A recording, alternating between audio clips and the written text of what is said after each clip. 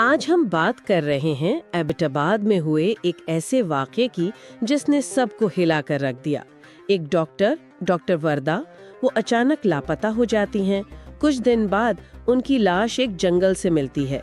लेकिन जो सबसे चौंका देने वाली बात है वो ये कि मरकजी मुल्जिमा कोई और नहीं बल्कि उनकी बचपन की दोस्त है।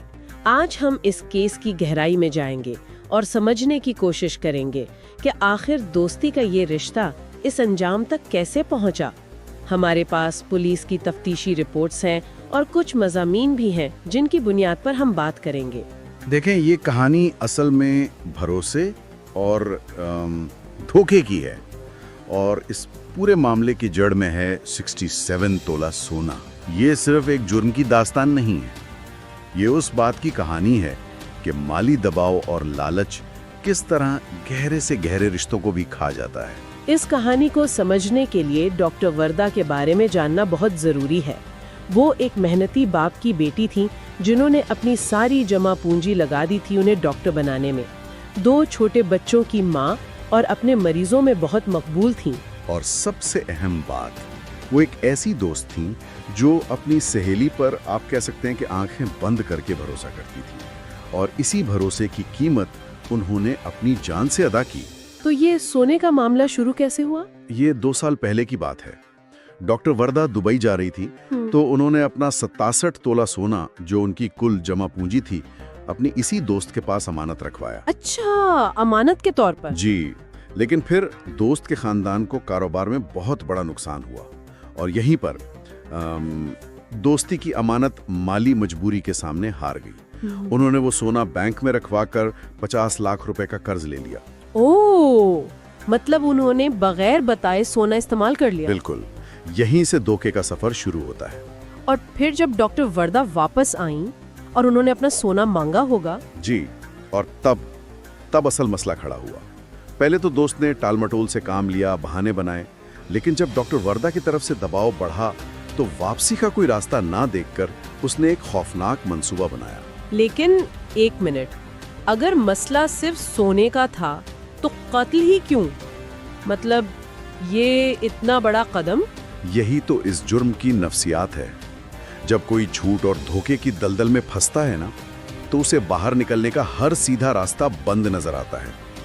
शायद उन्हें लगा कि सच मानने की कीमत उनकी इज्जत और समाजी हैसियत की तबाही है और उसके मुकाबले में कत्ल एक आसान रास्ता लगा।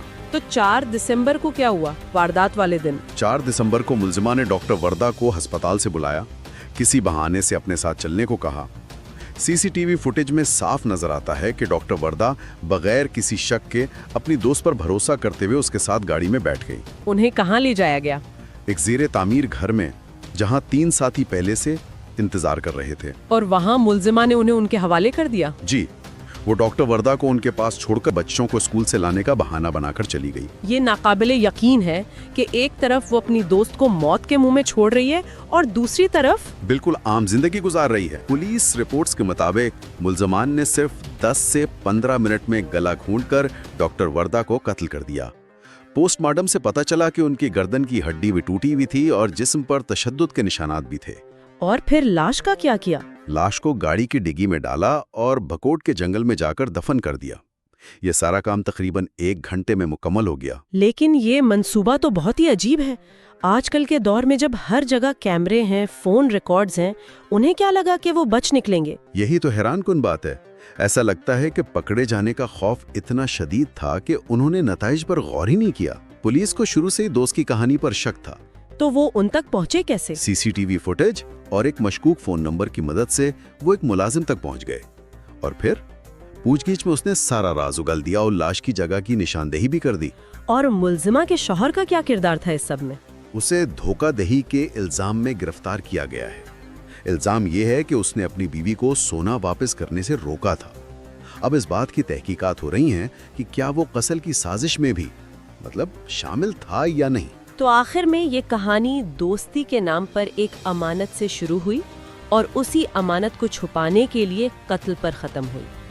67 तोला सोना जो एतमाद की निशानी था, वही मौत की वजह बन गया। बिल्कुल, ये केस हमें दिखाता है कि लालच और माली दबाव इंसानी रिश्तों की बुनियादों को कैसे खोखला कर सकता है।